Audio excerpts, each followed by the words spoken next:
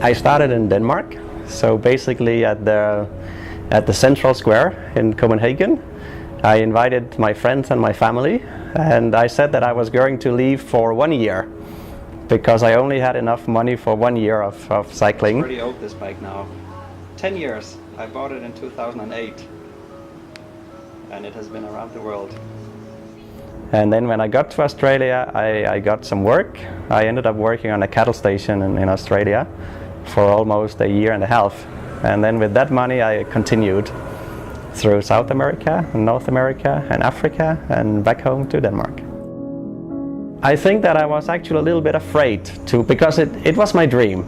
And it was difficult because I had a job, I had to quit my job, and it's a difficult decision to say, and also to say to my family and friends that now I'm quitting everything and I'm going to cycle, and I don't know when I will be back. I still remember when I walked into my boss's office, and I think he was a little bit disappointed, but he also understood.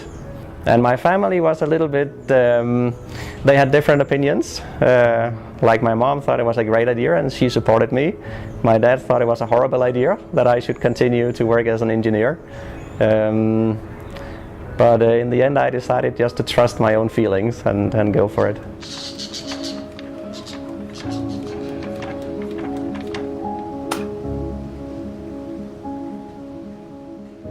So there was a very difficult part of the trip. That was that my mom got sick and she had cancer and it got worse.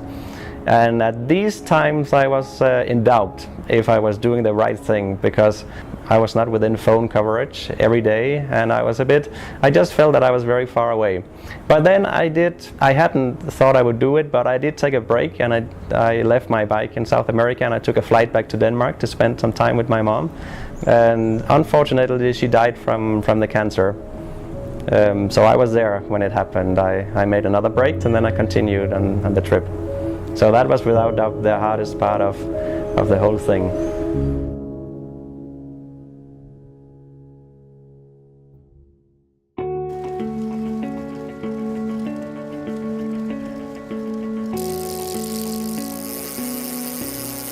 First, I was looking for freedom.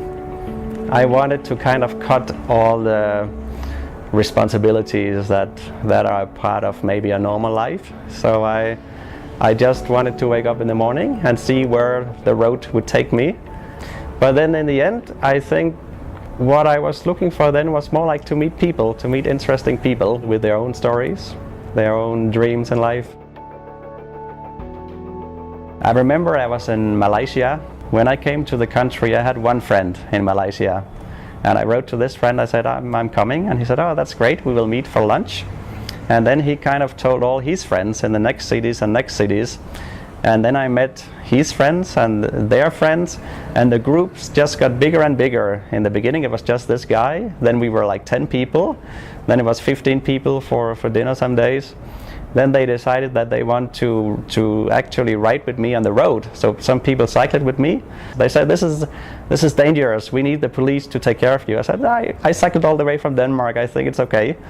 And then we had a police support the whole day, and they stopped the red traffic lights. They just stopped the traffic and I could cycle straight through. That was a very special experience. And then after a few days I got to Singapore, the next country, and then I was all by myself again. I actually never felt really alone. That's maybe a bit interesting, because I did most of the trip alone. I also at some point cycled with some people I met on the road, because every time I stopped my bike in a little village, people would come over and ask, hey, where are you from and where are you going? I think it was actually a very social experience. And yes, I spent some time alone on my bike, but that was nice. I had time to think. It was sometimes a little bit like meditation. Like I could just let the thoughts run free, and I had some ideas about, I wanted to maybe write a book about the trip, so I think a bit what can I write in this book.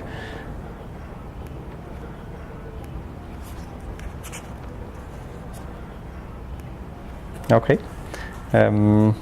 Yeah, I just like these pictures from India, because it shows a lot how every time I stopped my bike there would be a lot of people, like a big group forming within basically a few seconds, within 20 seconds.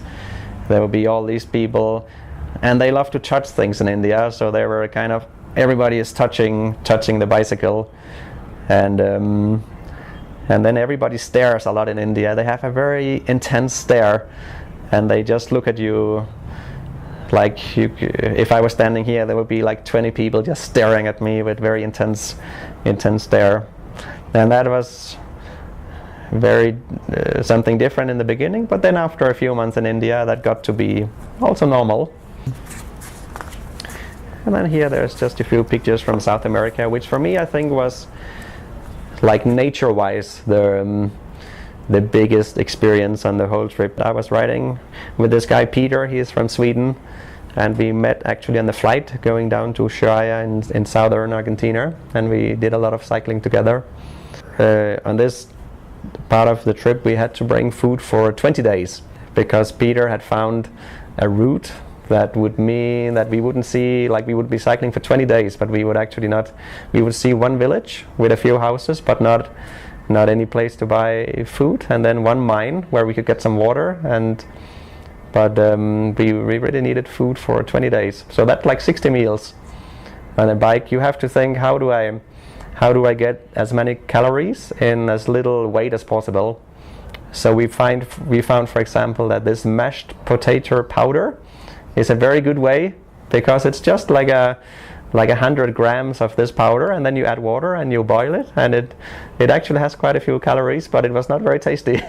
But it was the only way we could actually bring this kind of amount of food on the bikes. So you were eating mashed potato powder for 10 days. And oats, and then we had the luxury was that we had actually also bought a chorizo, like a little sausage, and we could have maybe 1 or 2 slices at night, and that was the pure luxury. And then when we got back to the civilization again after 20 days, we had a pizza, and it was the most tasty pizza I ever had.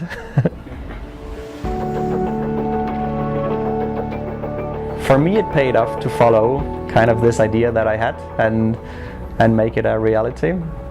I don't think anybody would necessarily like to cycle around the world. I think some people love it, some other people will hate it. I also met people out there on the road who set out to do a long cycling trip, and they went cycling for a month and then they realized it was not for them, so they quit, and I think that was the right decision for them.